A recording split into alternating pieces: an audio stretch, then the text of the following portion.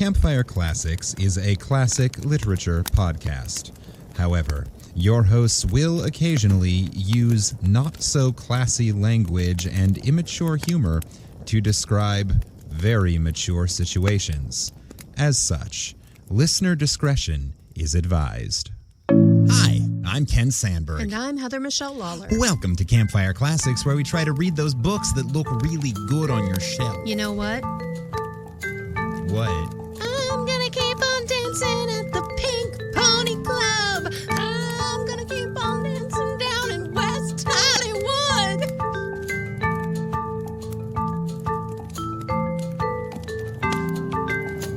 I want to keep on dancing at the Pink Pony Club. Cool. At the Pink Pony Club. I don't know where that is.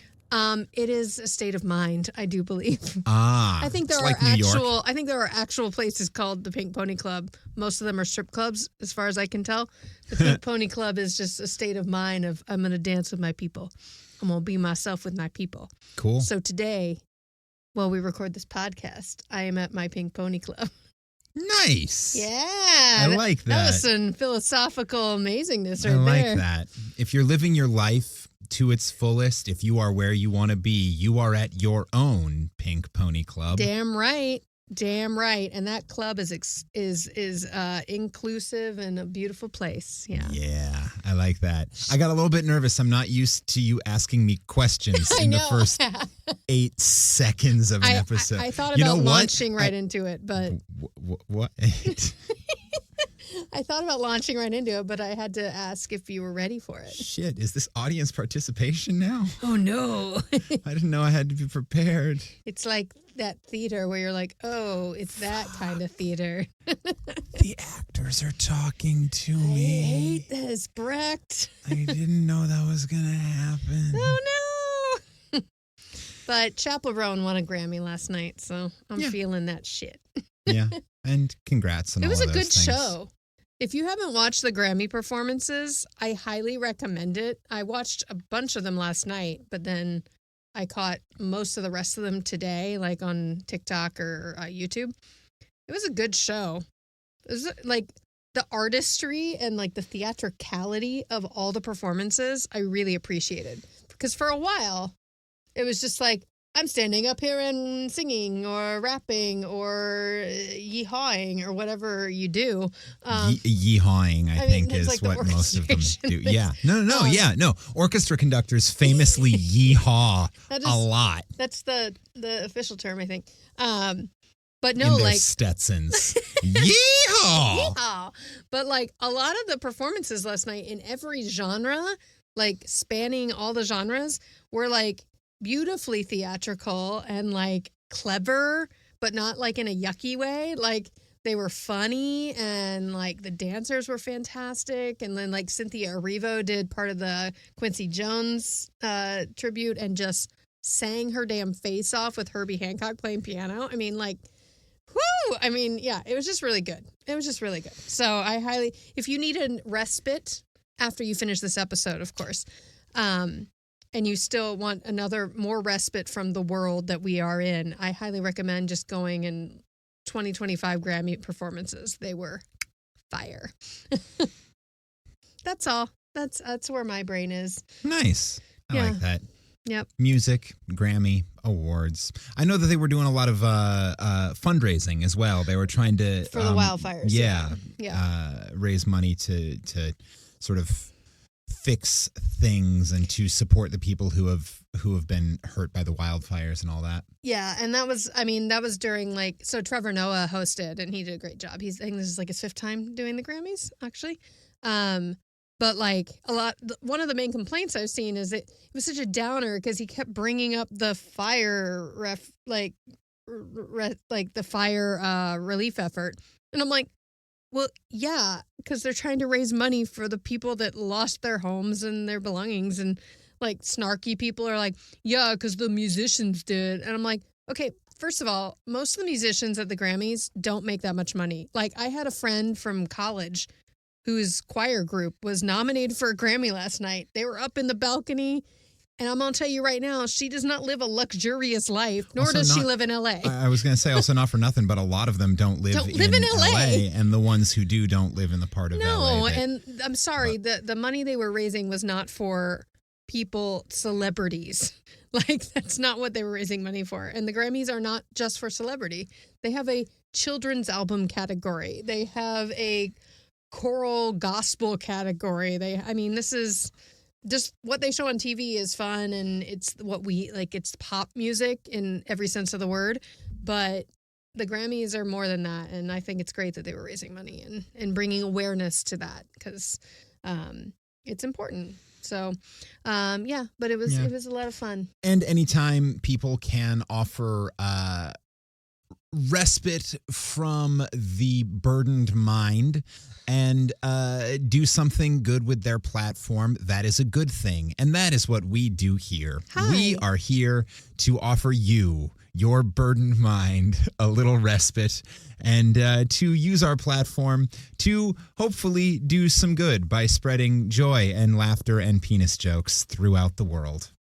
So that is really what we do, is we just try to laugh at things here. What we do here at Campfire Classics, we read short stories that we've pulled out of public domain, and we laugh at them. Well, we laugh at stupid things in them. Well, we laugh at stupid things that we accidentally say while trying to read them. Very rarely does the laughter have anything to do intrinsically with the author's intent of the story. Intent, yes, but but sometimes authors from 100 years ago use words that seem really silly today. Sometimes it just continues to go down this rabbit hole of innuendo, and you're like, you had to have known. I mean, people were just as filthy back then. They were. Yeah, but different things were different euphemisms. words were different euphemisms. I know. It's great. Different words mean different things. Yep. Which is good for us. For us. Because it means that... it's kind of what inspired this to begin with. We get to laugh at literary ejaculation.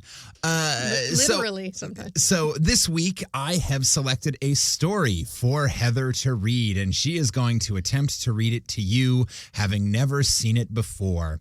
And she's going to find out what story it is the same time you find out what story it is. I'm scared. Isn't that fun and terrifying? We've only been doing it for 5 years, but every time I do have a little anxiety. But before we get to the story, I'm going to share some fun facts. Fun facts. I am shocked that we have made it this far into this podcast without picking up this author.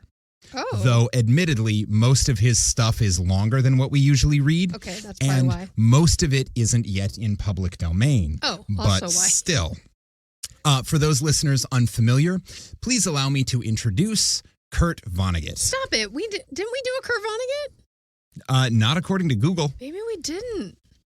I've looked at him a couple of times. Yeah, so have I. And I read Kurt Vonnegut like books. Mhm. Like I was in my like late 20s. I was like all about Kurt Vonnegut. Like Sirens of Titan like sent me on a ride, and yeah. Okay. Anyway, Yay. if I'm wrong and we have read a Kurt Vonnegut before, please let me know, listeners. I think we've just referenced him. Like people have used him as like they and this person inspired Kurt Vonnegut or something like that. But yeah, all right, let's do it. So anyway, born in 1922 and raised in Indianapolis. Good. Yep. Kurt was the third of 3 children. So he's a baby. His father, Kurt Vonnegut Sr., sidebar, I always think it's kind of weird when not the oldest child is given the junior. It is interesting. It's like, what the fuck? Did he have 2 sisters? No, he had an older brother named like Brendan or something Maybe like that. Maybe that was Grandpa's name or something. But it always just makes me think, what did the firstborn do before he was even born that Dad was like, nah, fuck it, you don't get my name. I don't know if you've ever met a pregnant woman, but probably just that. He was like, what have I done? That is a demon inside you. Anyway, so Kurt Sr. was a reasonably successful architect. Okay. And between his success in architecture and Kurt Sr.'s wife's family money, they were one of the wealthiest families in Indiana. I'm guessing first boy was named after rich grandpa. That probably makes sense, yeah. Like, thanks, Grandpa, for all the money. Anyway, they were doing just fine, but much of her family wealth was tied up in brewing, which became illegal with Prohibition. In beer. Oh, in fun. beer, like a brewery. Okay, yeah. And when the Great Depression hit a few years later, suddenly no one was constructing big buildings. So they had a financial downturn, which meant that, among other things, little Kurt Jr. was forced to attend public school. Not with the little minions. Public school number 43, in fact. Oh, wow. Yep. His father became withdrawn and depressed, and his mother became bitter and resentful, and she tried to regain a little bit of the family fortune, even stooping so low as to start writing stories, which she tried to get published in magazines and newspapers. You know what I do when I'm hurting for cash? I turn to art. Yeah. Oh, wait. Yeah, it's the fucking Great Depression if people are trying to write short stories to get by. Yeah. Additionally... And also, like, dude, of course he's depressed. It was the fucking Great Depression. Everybody was depressed. Like, if you weren't depressed, literally it was called the Great Depression for a reason. It wasn't just about the money. It was about, like, everything. Yeah. Kurt Jr. Later referenced his father as called, what was it? Something like a withdrawn artist or a moody artist or something. Okay. Like he went through a sort of kind of phase. Because, I mean, architects are artists. Yeah. They are engineering artists. And they have architects of all the engineering degrees are the most, I think, because they have to think visually 3D, visually. So it's very much an art. So yeah, if you have to, as someone who is not being completely fulfilled by her art right now, it's hard. It makes you depressed. On top of all of that, Vonnegut's family on both sides were German. Which was a super unpopular thing to be right after World War I. And it's about to get worse. So they basically stopped speaking German. His parents were both fluent in German. Yeah. They stopped speaking it. They didn't speak it around Kurt. He never learned to speak German, and they refused to teach the language or the culture or eat the food or anything around the house. Wow. So Kurt Jr. was brought up intentionally ignorant of much of his heritage, in addition to his family suddenly, not having much money. Yeah, that was a weird upbringing because there's a lot of secrets, I guess. It's a lot because the parents are trying to make it normal for the kids, right, as much as they can. And then also, we're just going to deny everything about ourselves to protect you. And so that's a lot of... And because all of that financial down to it, Kurt was born in 22, which means he was a infant when those financial downturns were happening. So he was raised in this household that is pining for days that he never saw. Yeah. Yep. Which has got to be fucked up. I don't know. How's the most recent generation feeling? In high school, Kurt played clarinet and edited the school paper. Aww. And he was actually kind of a cute kid. We would have been, he's so cute. I would have had such a crush on him. That's him at 17 or 18. Oh my God, I would have had, because he was a band nerd and the journalist. Yeah, that was all my crushes. There you go. Yeah, friendly, goofy looking, kind of. Like to play his reed. Whoa. I mean, woodwind players, reed it's players. All about the tongue. Good with the tongue. That's what I hear. So he finished high school and became a student at Cornell University, which is where he was attending when he decided to drop out and enlist in the Army during World War II. Oh, damn. And does he even know he's German? I mean, he knows he's German. Okay. They didn't They just hide the didn't- fact. They just Okay. did not I see what push you're saying. that culturally. Well, good for him. Yeah. Good for him. So as part of his military training, he was sent to the Carnegie Institute of Technology and the University of Tennessee to study mechanical engineering. I'm leaving Tennessee. Will make my mama proud. I know she's gonna scream. Lord. As I was writing these notes, I got about to this point and I realized I'm not even going to try to get to like his writing career. 'Cause Not we'll do going to it again. bother. We'll cover him again. I can't believe we've never done Kurt Vonnegut. And he lived a huge life. Oh, yeah. And like I want to get to the story. So I mean, the books I was reading were ones he wrote in like the 70s. yeah. Like that's when he really had his like novel career, at least in the 60s and 70s. You'll get there. I briefly touch on Okay. his big breakout. Yeah. So before deployment, Kurt decides to go home to visit his family one more time before going overseas, only to learn he's going to visit on Mother's Day. Okay. The night before he arrives, his mother committed suicide by overdosing on sleeping pills. Oh my God. She had been spiraling over the loss of wealth and status and her own failing as a writer. And apparently she was also freaking out about her son going overseas to fight in the war. And she was drinking heavily and she was on prescription medications and she OD'd on sleeping pills. That's not my favorite part of the episode so No. far.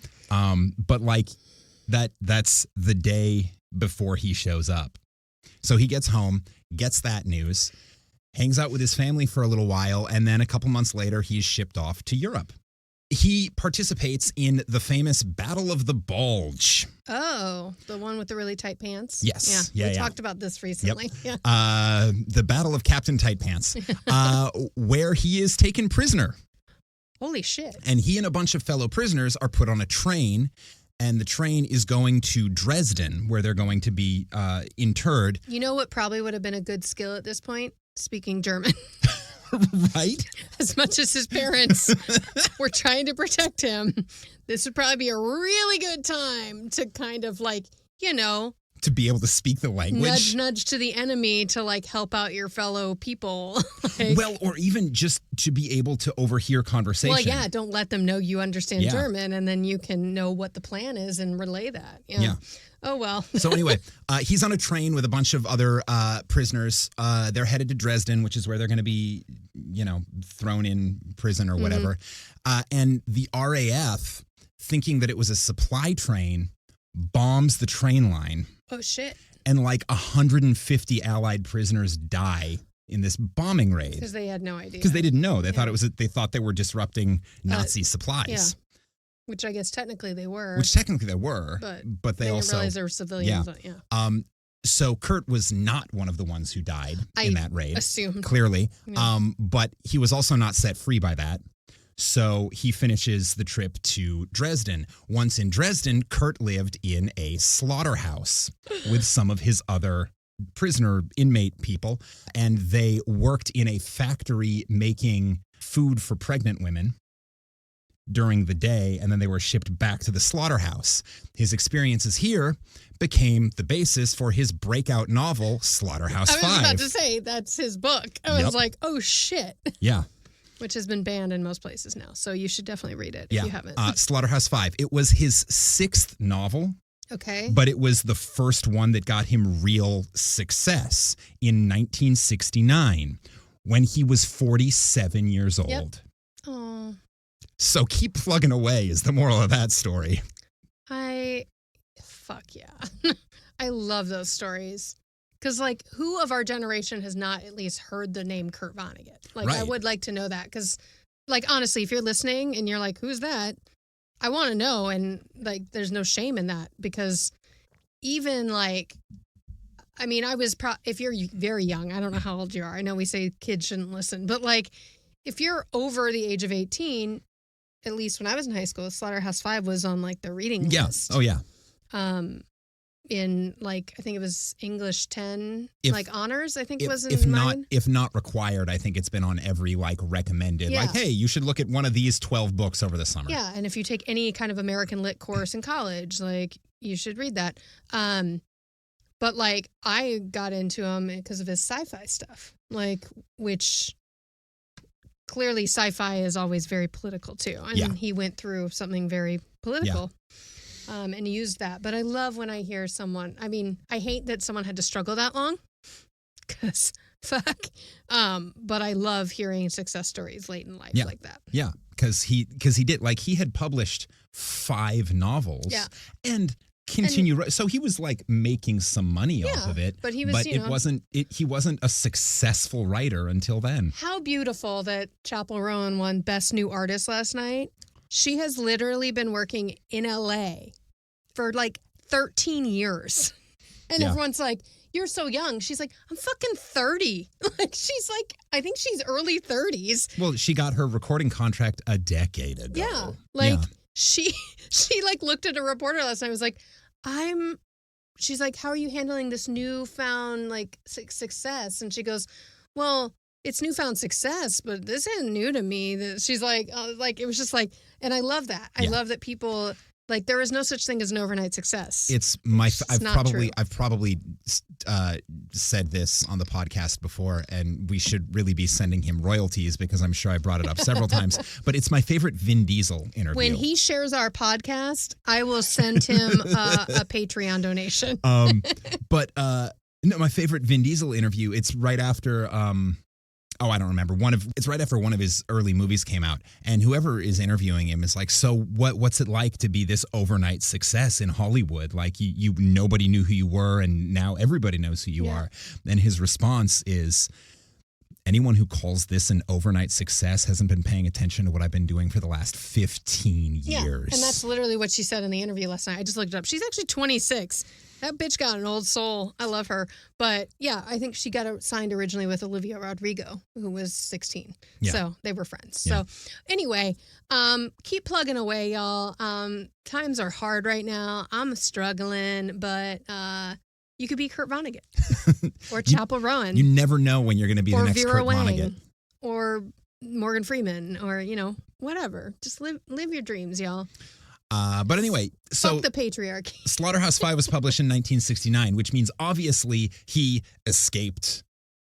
He survived the war, right? He made it back home. I figured because, I knew when those books are written. But I'm going to leave us in suspense regarding exactly how he got all of that until next time we cover him. Because I want to hear this story. Oh, shit. All right. So, this week... I guess you have to do the next Vonnegut because I can't... You're not going to pick up where I left off? You already did the research. So this week, you'll be reading a short story published in 1954 in Galaxy Science Fiction and safely in public domain, thanks to our favorite loophole. Yay, Pulp Fiction. This is The Big Trip Up Yonder. That's elusive. Let's start this fire. Yeah.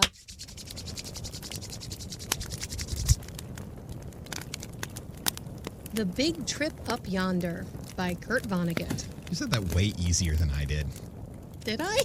The Big Trip Up Yonder. I tried to approach it with the idea of film versus theater. I don't have to articulate every single syllable and thing like that when I'm right on a microphone. The Big Trip Up Yonder. Thanks, training. Thank you, microphone. Thank you, microphone. Gramps Ford, his chin resting on his hands on the crook of his cane, was staring irascibly.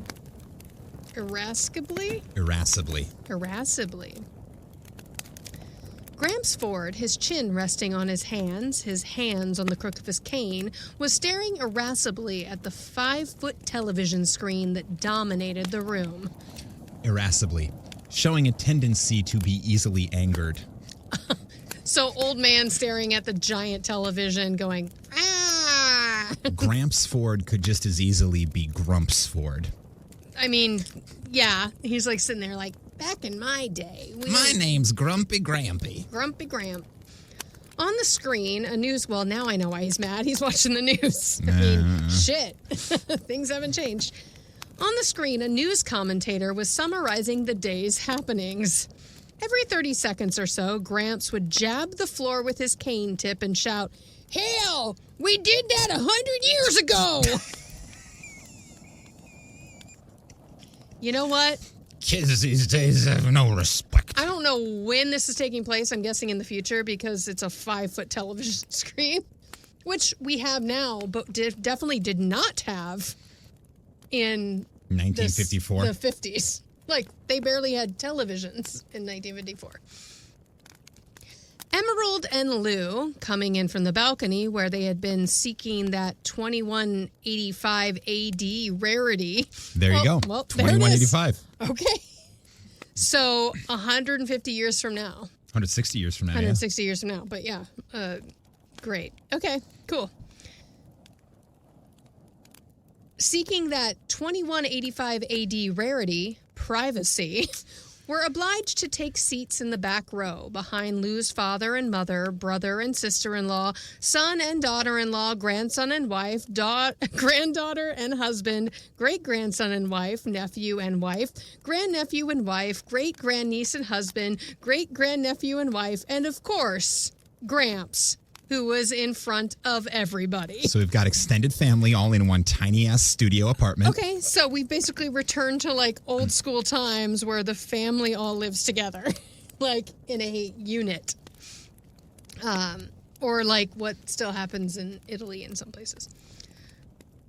All save Gramps, who was somewhat withered and bent, seemed, by pre-anti-Gurasone standards, to be about the same age, somewhere in their late 20s or early 30s. So they're all the same age? Oh, because there's a new technology. This pre-Garrison standards. I'm guessing there's some new Garrison? Yeah, I'm guessing it's like collagen on crack. Like, it's what people say to take to not age. It's probably Gerasone. Like geriatric. Gerasone. Let's go with that. Gramps looked older because he had already reached 70 when anti-Gerasone was invented. He had not aged in the 102 years since. Holy balls. Oh, shit. So basically, when you reach a certain age where you don't want to age anymore, you take this drug and you just look like that forever? Apparently, also, that means that Gramps Ford is Gen Alpha. Oh, because he was born our age. He was born in 2014.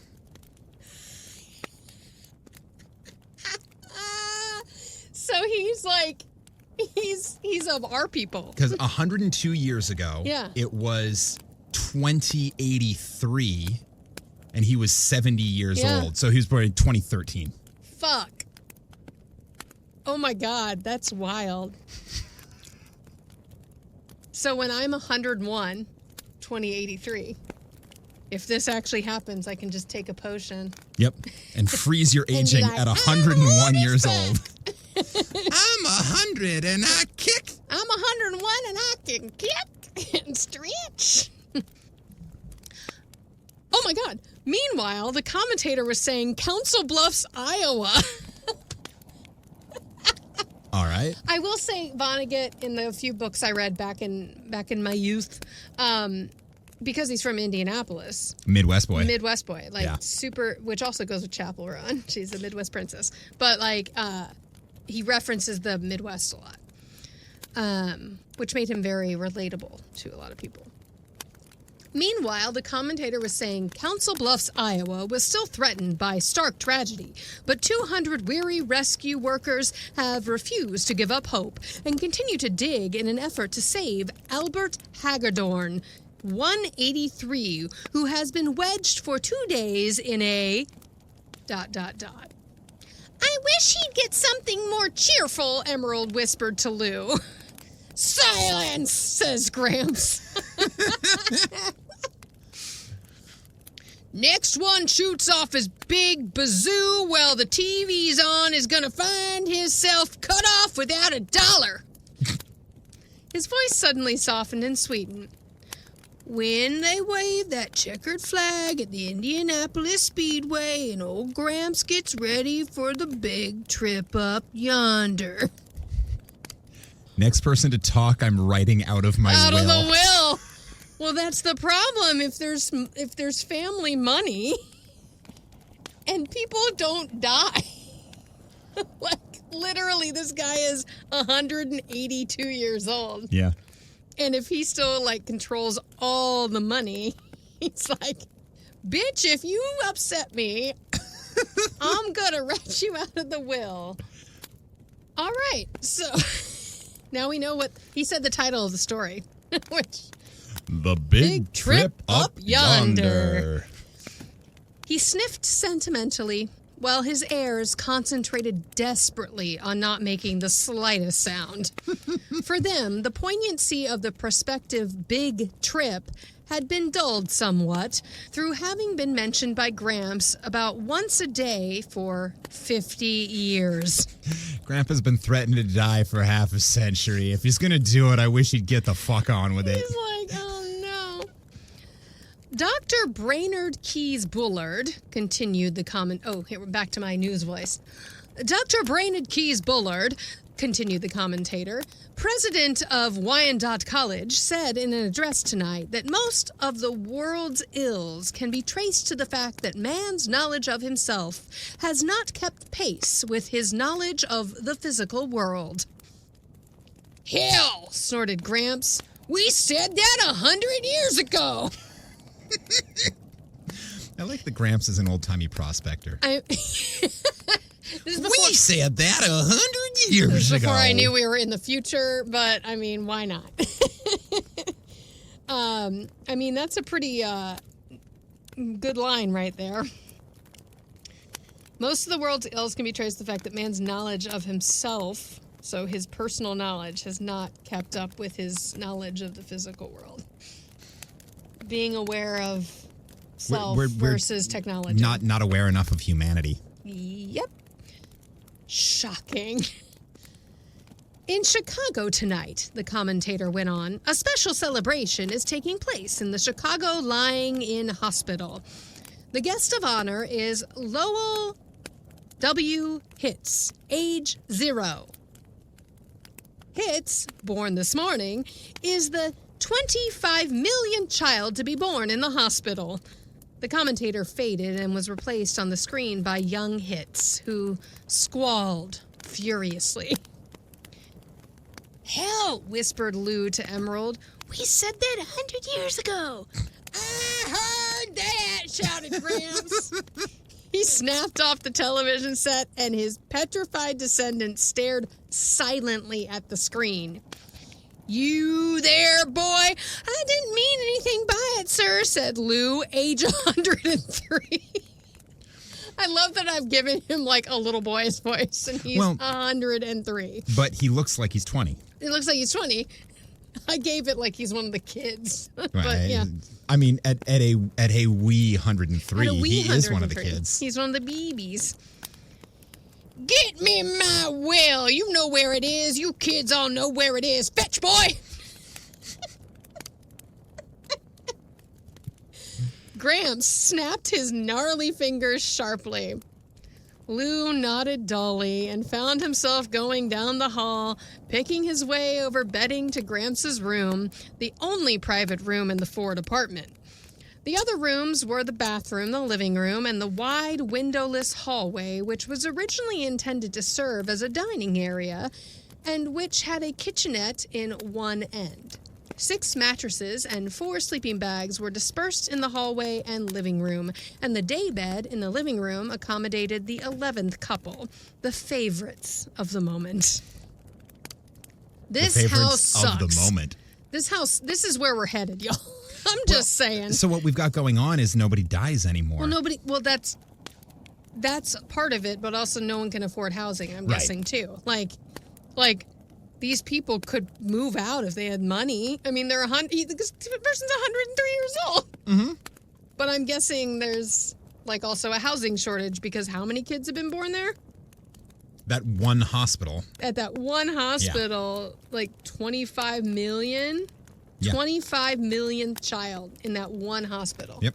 On Gramps' bureau was his will, smeared, dog-eared, perforated, and blotched with hundreds of additions, deletions, accusations, conditions, warnings, advice, and homely philosophy.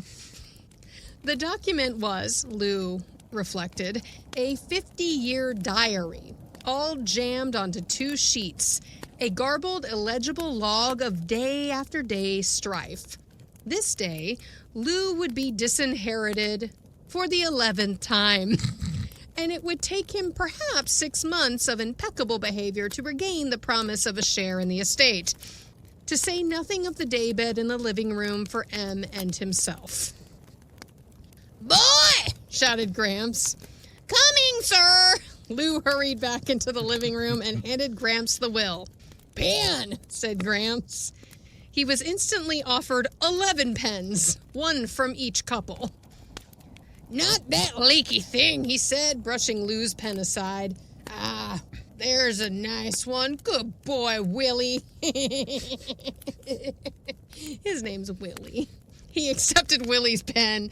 That's a way to get on his good side. Give him your Willie pen. Willie pen. Give him Willie's pen. Willie and Lou. There's something about that, the combination of those names. It's just sort of... I mean, it's very old school. Willie Lou. Willie Lou. Hi there, my name's Willie Lou. Oh, and that was Here's the my tip pen. they had all been waiting for. They were all waiting for Willie's tip. Yeah. That was the tip they had all been waiting for. Willie. That was the tip they had all been waiting for. Willie, then Lou's father, was the new favorite. Okay, so Willie is actually Lou's dad. Yep. So he's like 150, 140. I got a feeling we're about to know exactly. Oh, good. Willie, yep, who looked almost as young as Lou, though he was 142, did a poor job of concealing his pleasure. Dude, you're around your family. Conceal your fucking pleasure. Conceal the tip. Go to Hide the bathroom. The tip. I know it's a The walls are probably congested area, but there are doors, I think. Conceal your pleasure from your son, sir. I know you're both grown, but come on. You're 142. Surely you figured out how to do it without making a scene. Yeah, come on, buddy. Take a shower or a bath or something. I don't know. Let's see. Where was I lost it at pleasure? Concealing pleasure. Yep. He glanced shyly at the daybed, which would become his, and from which Lou and Emerald would have to move back into the hall, back to the worst spot of all, by the bathroom door. There it is. Yep. And it's the worst spot of all because not only do you smell poop, but you hear people jerking off. What's going on in there. Gramps missed none of the high drama he had authored, and he gave his own familiar role everything he had. Frowning and running his finger along each line, as though he were seeing the will for the first time, he read aloud in a deep, portentous monotone like a bass note on a cathedral organ. Harold D. Ford, residing in Building 257 of Alden Village, New York City, Connecticut. New York City, Connecticut. Apparently Connecticut ate New York. Or New York ate Connecticut. And I think Connecticut ate New York. It's New York City within the state of Connecticut. Well, that's what I'm thinking. New York urban sprawled so much that there is part of New York in Connecticut now, which is already. This is New York City, Connecticut, as opposed to New York City, New York. Yes, which has already happened. Like, I have so many friends who have moved to Connecticut who work and live in New York. Like, they say, I live in New York. And I'm like, oh, you do? And they're like, but I live in Connecticut. Yeah. So, he saw the future here. New York City, Connecticut, do hereby publish and declare this to be my last will and testament, revoking any and all former wills and codicils?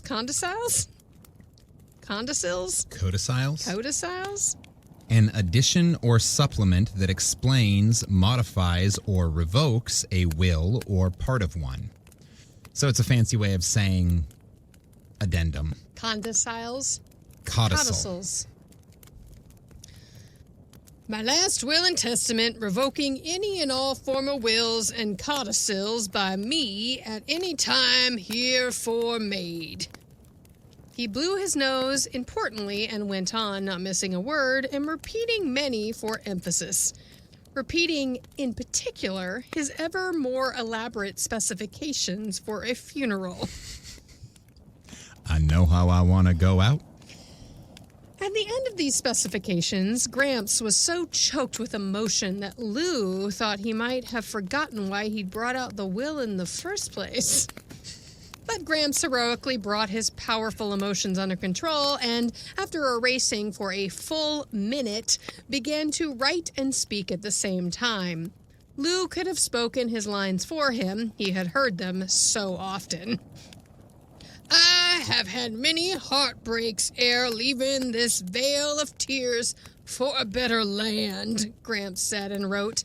But the deepest hurt of all has been dealt me by... He looked around the group, trying to remember who the malefactor was. Who the fuck pissed me off just now? God 5 hours ago when I started reading this document. Everyone looked helpfully at Lou, who held up his hand resignedly. It was me. It was me. You're mad at me. It's fine. Gramps nodded, remembering, and completed the sentence. My great-grandson, Louis J. Ford. Grandson, sir, said Lou.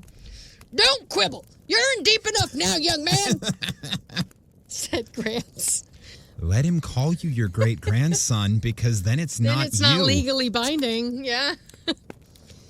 But he made the change, and from there he went without a misstep through the phrasing of the disinheritance, causes for which were disrespectfulness and quibbling. In the paragraph following, the paragraph that had belonged to everyone in the room at one time or another, Lou's name was scratched out and Willie's substituted as heir to the apartment and, the biggest plum of all, the double bed in the private room. Fancy schmancy. So, said Gramps, beaming. He erased the date at the foot of the will and substituted a new one, including the time of day. Well, time to watch the McGarvey family. This is like the Fresh Prince of Bel-Air. Yeah. The McGarvey family was a television serial that Gramps had been following since he was 60. So it's the Kardashians. I think it's the Kardashians. Well, since he was 60, so since 2073. If this medicine is real, you know the Kardashians are going to fucking get it first. And they're going to keep their damn television program that I have never watched an episode of, by the way. You're very welcome. I prefer imagining that it's 2185 and you've got Will Smith saying, well, this is a story all about how...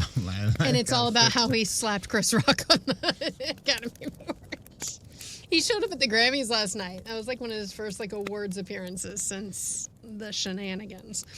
But the McGarvey family. All right, so reality TV. So Vonnegut, it could also be Leave It to Beaver. It could be a sitcom, I guess, but like it could be the Dick Van Dyke Show. Yeah. But he's been following it since he was 60 for a total of 112 years. It's a long-running TV program. Yep. I can't wait to see what's going to happen next, he said. Lou detached himself from the group and lay down on his bed of pain by the bathroom door, wishing Em would join him. He wondered where she was.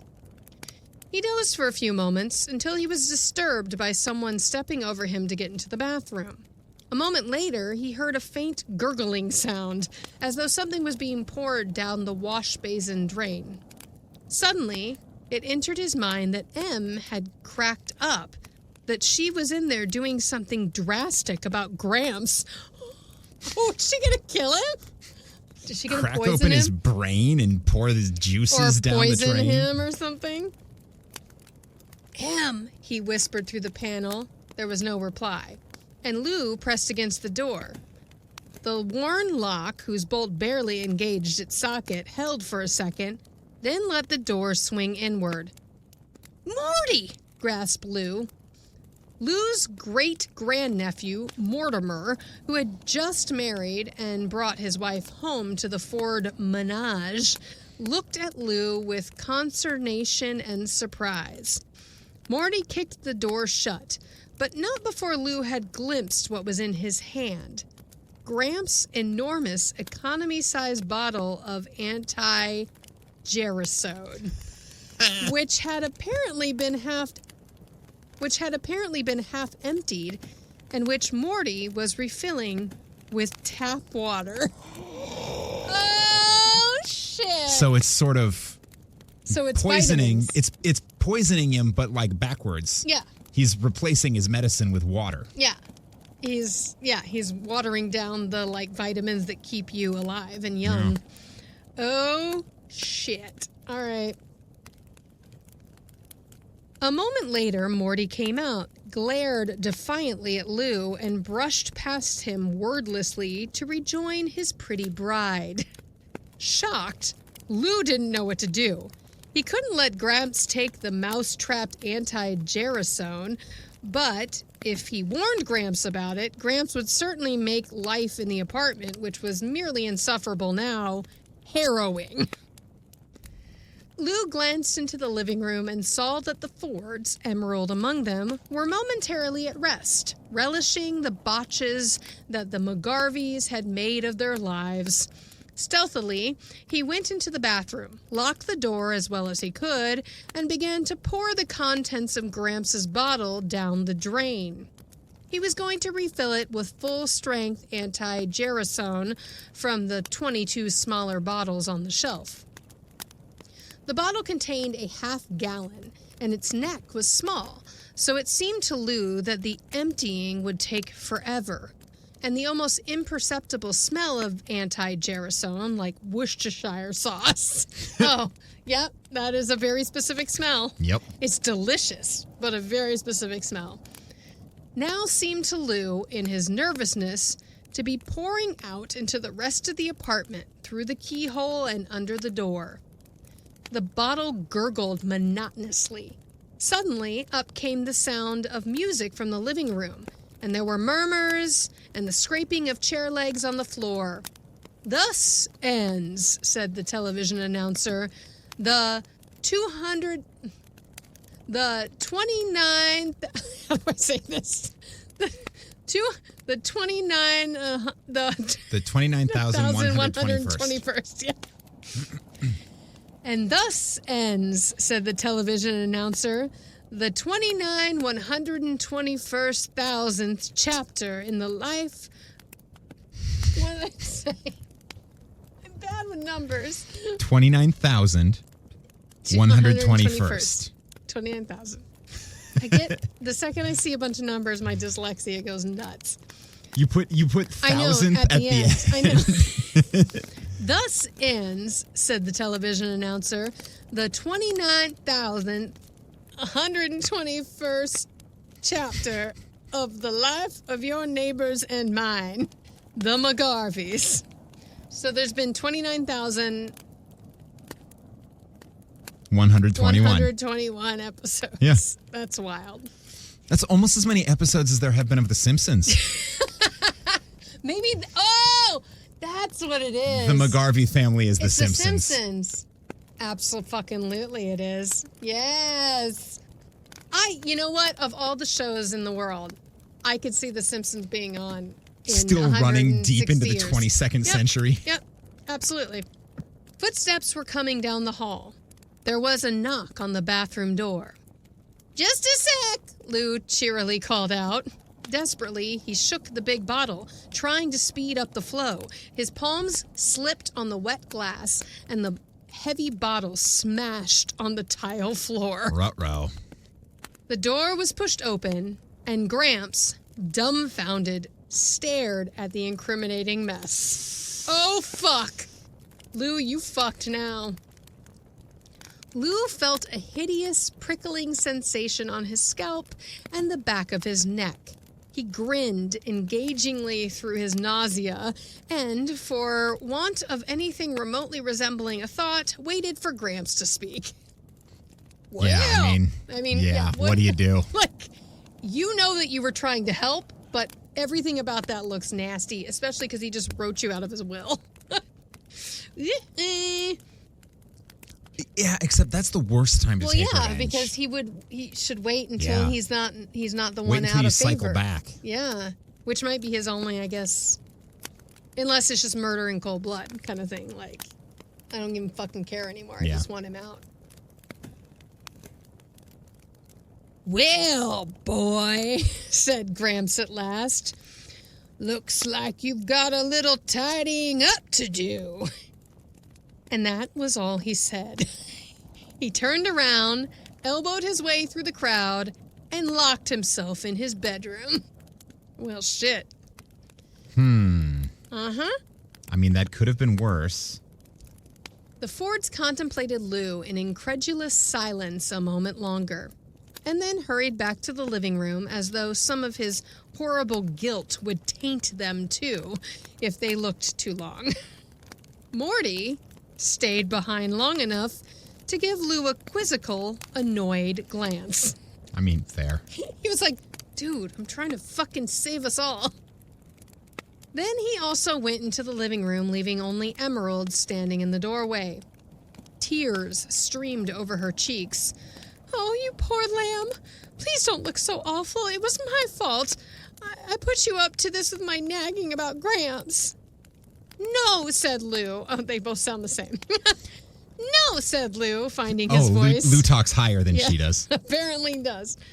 Really, you didn't. Honest, Em. It was just... Maybe they're a gay couple. I don't know. You don't have to explain anything to me, hun. I'm on your side no matter what. She kissed him on one cheek and whispered in his ear, It wouldn't have been murder, hun. It wouldn't have killed him. It wasn't such a terrible thing to do. It just would have fixed him up so that he'll be able to go anytime God decided he wanted him. Oh, shit. It's not murder, it's just criminal negligence. It's just criminal negligence. Yeah. What's gonna happen next, Em? Said Lou hollowly.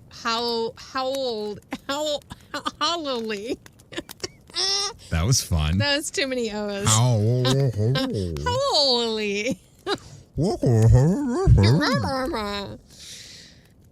What's he going to do? Lou and Emerald stayed fearfully awake almost all night, waiting to see what Gramps was going to do, but not a sound came from the sacred bedroom. 2 hours before dawn, they finally dropped off to sleep. At 6 o'clock, they arose again, for it was time for their generation to eat breakfast in the kitchenette. They have schedules. No one spoke to them. They had 20 minutes in which to eat, but their reflexes were so dulled by the bad night that they had hardly swallowed 2 mouthfuls of egg-type processed seaweed. That sounds disgusting. Before it was time to surrender their places to their son's generation. Then, as was the custom for whoever had been most recently disinherited, they began preparing Gramps' breakfast, which would presently be served to him in bed on a tray. They tried to be cheerful about it. The toughest part of the job was having to handle the honest-to-God eggs and bacon and oleomargarine on which Gramps spent so much of the income from his fortune. So he got real eggs and real bacon and real kind of butter. And they're stuck eating basically seaweed soy eggs. Yeah. I'd want them dead too at this point. Yeah. Well, said Emerald, I'm not going to get all panicky until I'm sure there's something to be panicky about. She seems very smart, this one. Maybe he doesn't know what it was I busted, Lou said hopefully. I mean, there was just broken glass all over the floor. That's true. Probably thinks it was your watch crystal, offered Eddie, their son. Oh, wait. Who sounds exactly like both of them. Because I thought it was. I'm going to give him an interesting voice. Sorry. Probably thinks it was your watch crystal, offered Eddie, their son. Their very mature son. Who was toying apathetically with his buckwheat-type processed sawdust cakes. Ooh. Ew. Don't get sarcastic with your father, said Em, and don't talk with your mouth full either. That's what it was. Probably thinks it was, it kind of did sound like he was full of food. Yep. Probably thinks it was a I'd like to think anybody take a mouthful of this stuff and not say something, complained Eddie, who was 73. He glanced at the clock. It's time to take Gramps his breakfast now, you know. Yeah, it is, isn't it? Said Lou weakly. He shrugged. Let's have the tray, Em. We'll both go. Walking slowly, smiling bravely, they found a large semicircle of long-faced Fords standing around the bedroom door. Em knocked. Gramps, she said brightly, breakfast is ready. There was no reply, and she knocked again, harder. The door swung open before her fist. In the middle of the room, the soft, deep, wide, canopied bed, the symbol of the sweet by and by to every Ford, was empty. Oh, shit.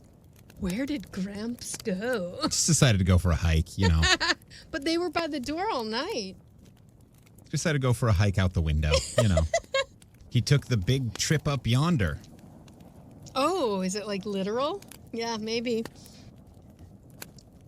The sense of death, as unfamiliar to the Fords as Zoroastrianism.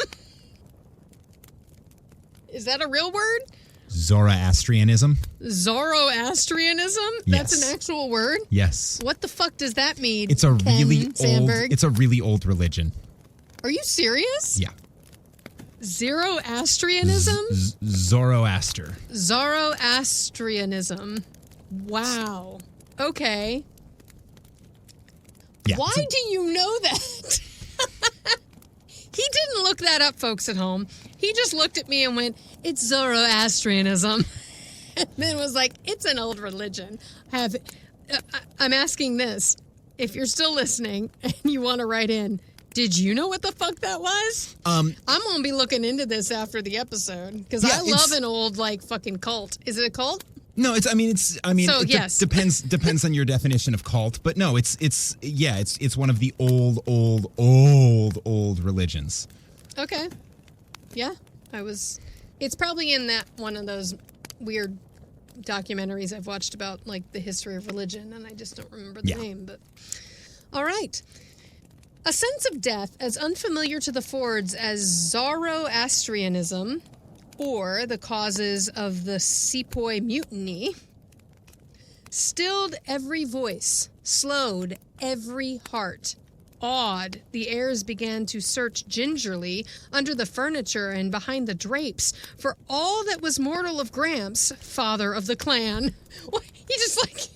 He just blew into the, like, TV holder. Like, what? Yeah, I guess. I guess maybe if you stop taking your anti-geriatric stuff, you just, like, turn into dust. That's creepy. Well, is that what they're saying? Or are they just saying, like, they were looking around for his body? I mean, they're looking under the furniture and behind the drapes. He might have rolled. I don't know. Maybe if you miss a dose, you turn into powder. I mean, that's what people do eventually. So I don't know if you put it off so long that if you stop taking it, you just immediately dust.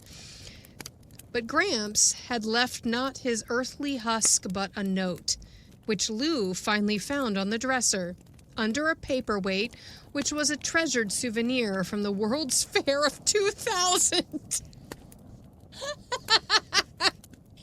Before he was born. The year I graduated high school, y'all. 13 years before Gramps was born. Yep. Are you looking up where the World's Fair was in 2000? Expo 2000 was the World Expo held in Hanover, Germany. All right. Germany. From June 1st to October 31st, wow. 2000. I wonder how Kurt Vonnegut would feel about that. Yeah. So, yeah, Germany. All right. Unsteadily, Lou read it aloud.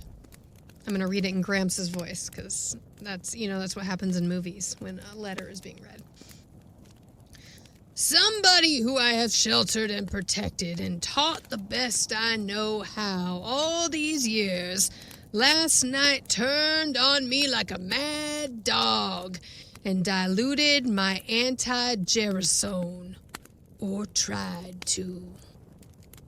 I am no longer a young man. I can no longer bear the crushing burden of life as I once could. So after last night's bitter experience, I say goodbye. The care of this world will soon drop away like a cloak of thorns, and I shall know peace. By the time you find this, I will be gone. Gosh, said Willie. That was not the correct voice. Gorsh. Gosh. Oh, yeah. Has Willie spoken yet? I don't think Willie has. No. Willie just showed his tip Willie just earlier. showed his Willie just showed his tip and his excitement. Yes. Gosh, said Willie brokenly. He didn't even get to see how the 5,000-mile speedway race was going to come out. Or the solar series, Eddie said with large, mournful eyes. Or whether Mr. McGarvey got her eyesight back, added Morty. There's more, said Lou. Oh, shit. And he began reading aloud again. I, Harold D. Ford, etc., do hereby make, publish, and declare this... oh, wait. No, it's Grandpa's voice, because Lou's reading. But it's Lou reading it. But I like that Grandpa's reading it. Great. That is the trope I have set up. There's more, said Lou, and he began reading aloud again. I, Harold D. Ford, etc., do hereby make, publish, and declare this to be my last will and testament, revoking any and all former wills and codicils by me at any time heretofore made. No, cried Willie, not another one. He's sad because he's the one up top right now. Yeah. I do stipulate, read Lou, that all my property of whatsoever kind and nature not be divided, but do devise and bequeath it to be held in common by my issue, without regard for generation, equally share and share alike. Issue? Said Emerald. I had to read it the same way I just read it. Lou included the multitude in a sweep of his hand.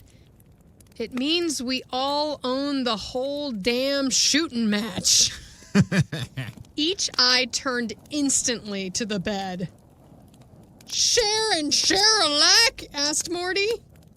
Actually, said Willie, who was the oldest one present, it's just like the old system where the oldest people had things up with their headquarters in here, and I like that, exclaimed Em. Lou owns as much of it as you do, and I say it ought to be for the oldest one who's still working. You can snooze around here all day waiting for your pension check while poor Lou stumbles in here after work all tuckered out and... How about letting somebody who's never had any privacy get a little crack at it? Eddie demanded hotly. Hell, you old people had plenty of privacy back when you were kids. I was born and raised in the middle of that goddamn barracks in the hall. How about... Yeah, challenged Morty. Sure, you've all had it pretty tough, and my heart bleeds for you. But try honeymooning in a hall for a real kick. Silence, shouted Willie imperiously. The next person who opens his mouth spends the next 6 months by the bathroom. Now clear out of my room. I want to think. A vase shattered against the wall, inches above his head. In the next moment, a free-for-all was underway, with each couple battling to eject every other couple from the room. Fighting coalitions formed and dissolved with the lightning changes of the tactical situation. Em and Lou were thrown into the hall, where they organized others in the same situation and stormed back into the room. After 2 hours of struggle, with nothing like a decision in sight, the cops broke in, followed by television cameramen from mobile units. For the next half hour, patrol wagons and ambulances hauled away Fords, and then the apartment was still and spacious. An hour later, films of the last stages of the riot were being televised to 500 million delighted viewers on the eastern seaboard. Sure. In the stillness of the 3-room Ford apartment on the 76th floor of Building 257, the television set had been left on.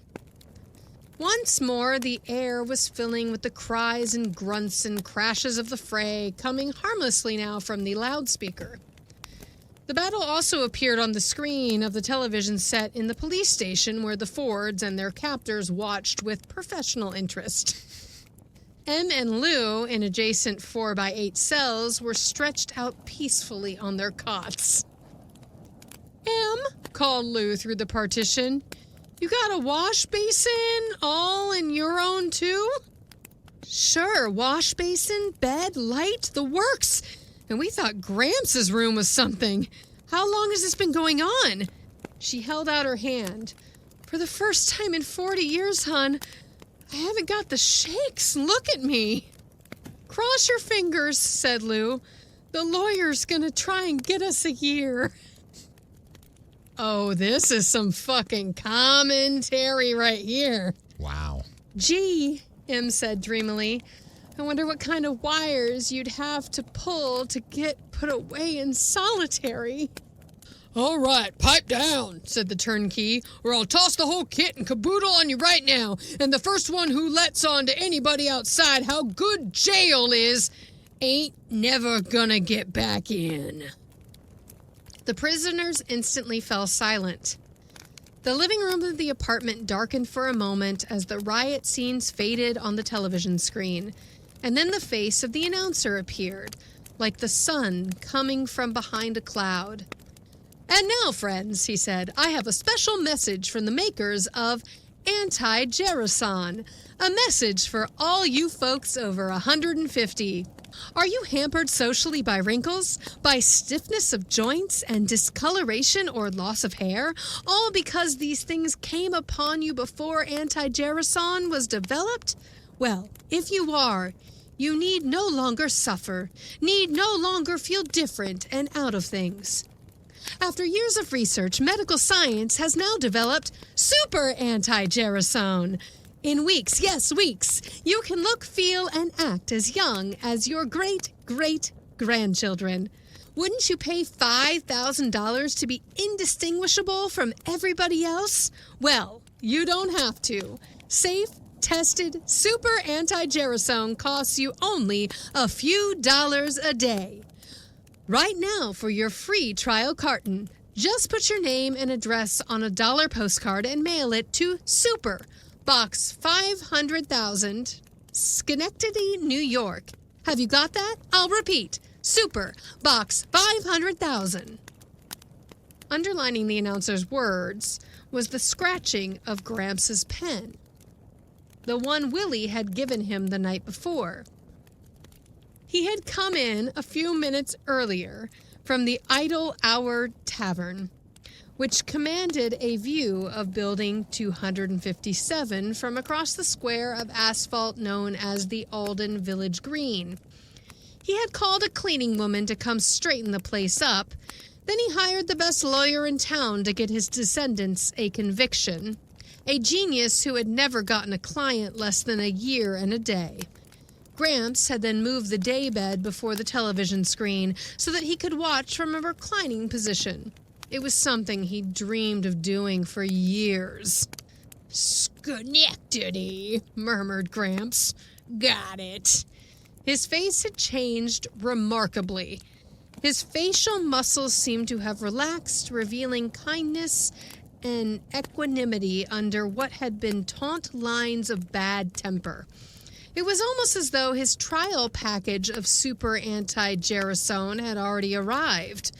When something amused him on television, he smiled easily, rather than barely managing to lengthen the thin line of his mouth a millimeter.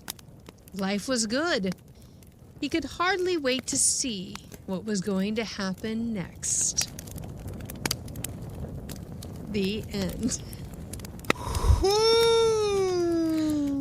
Oh, Kurt Vonnegut, you know how to do a twist.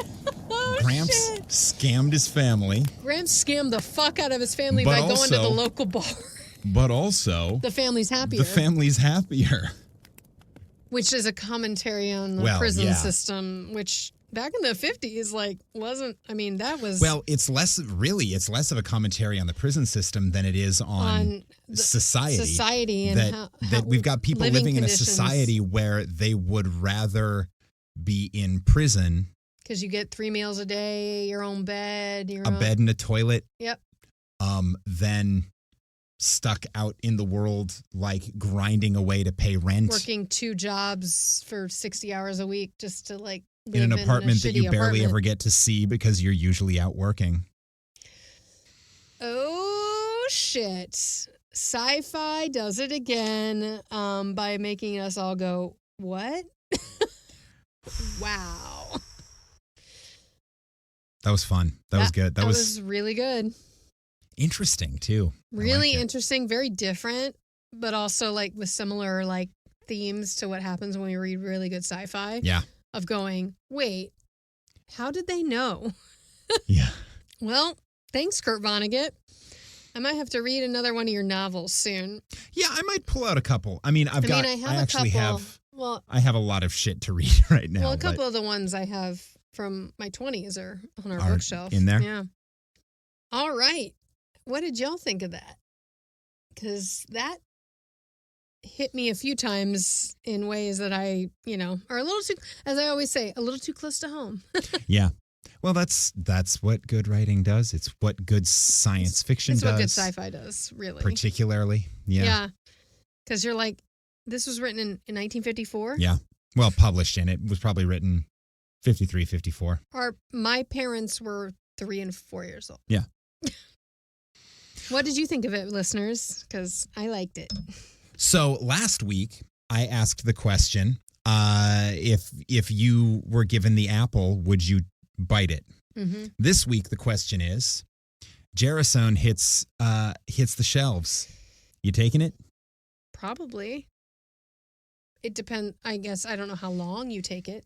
Mhm. Do you finally decide, I'm good? Well, it sounds Because like it sounds like you have to. for them, it sounds like you take a dose, a daily or weekly It's dose like a or vitamin. whatever. And then you decide if you want to go. So basically, you have to decide when you want to euthanasia yourself. Yeah, well, you just stop taking it. taking it. Yeah. And that is you choosing to die because you're Mhm. gonna, because you've reached beyond a point where the body will naturally. Also, it just proves that none of the people in that house had ever seen anybody die because they were just like, he's gone. Like, they just evaporate into a fucking, like what? Well, and it does actually say the concept of death was as foreign to them as Zoroastrianism. Yeah. Like, They had no idea what death was. What it So was. maybe he just and great floats away. grandpa knew what death was. And so he was like, I'm just going to go to the bar for 24 hours and leave a note and they're all going to combust. Yeah, that's nuts. puppet master. That's nuts, man. So, listeners, campers, please write in and let us know what you thought of this episode. You can write to 5050artsproduction@gmail.com, message us on any of the social media or whatever way you have of getting a hold of us. When you write in specifically, I'm curious about 2 things. Thing number 1, did you already know who Zoroaster was? I didn't. And thing number 2, would you take anti-gerasone? Anyway, when you write in these deep, deep thoughts, please include this week's secret passphrase, which is conceal your pleasure. Sometimes you gotta. Yeah, that's all from me. You got anything else? I'm good to go. All right.